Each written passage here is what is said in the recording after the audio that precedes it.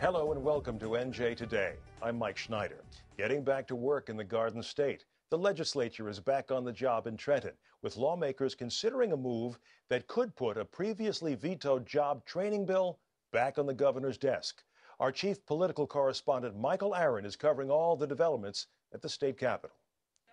The bill, called Back to Work NJ, is modeled on a Georgia program. Companies that want to can bring an unemployed person in for up to 24 hours a week for 6 weeks and train him, while the trainee still collects his unemployment benefit and gets up to $100 a week in training expenses. Democrat Craig Coughlin says it's a good deal for an unemployed person looking to learn a new job. For employers, I think there's a great opportunity too. They get to essentially try out an employee or a potential employee without the obligation of having to hire them, without the obligation of having to pay for them. Assembly Speaker Sheila Oliver sponsored the bill a year ago. It passed both houses, but Governor Christie vetoed an entire package of Democratic job bills in February, saying they didn't identify any funding sources. That was the problem again today for the Republicans on the Assembly Labor Committee. I would support this bill if it didn't spend any money, but I respectfully disagree with my friend from Middlesex County. The bill is not free to employers. Taxpayers are paying for a program that they don't need to pay for. If we allowed people who are collecting unemployment insurance to intern or train at employers with an established program approved by the department, I think that'd be an innovative approach and one that would probably merit our support. But as it is, we're spending $3 million on a program, $3 million we don't have. We have invested hundreds of millions of dollars in other programs with the expectation that they're going to generate revenue that will cover their costs. Here, it's a relatively modest amount. $3 million is the maximum. The bill passed on a party line vote.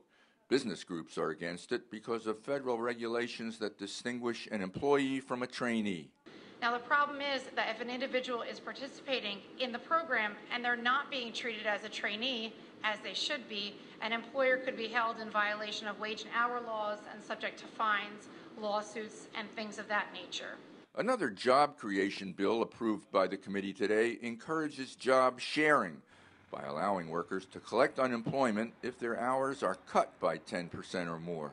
The idea here is to keep people from being laid off from work and instead allow companies the flexibility to just reduce people's hours, and those people could still collect a portion of unemployment and still continue to work, still continue to get their benefits. This bill passed 8-0 with only Republican Jay Webber abstaining. It might be a good idea. The problem I have is that our unemployment insurance trust fund is broke. We're over $1 billion in debt to the federal government. And what this bill does is create another stream of income out of the fund. People are not working. In my industry, we have a 30% unemployment for the third year in a row, and I think anything that can be brought forward to give a try is worth it. When the lame duck session of the legislature began last week, the expectation was that education reform would top the agenda. Governor Christie helped plant that expectation, but so far there's been no action.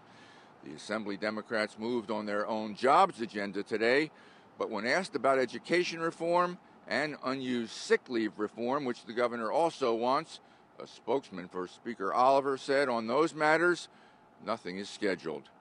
For NJ Today, I'm Michael Aaron in Trenton.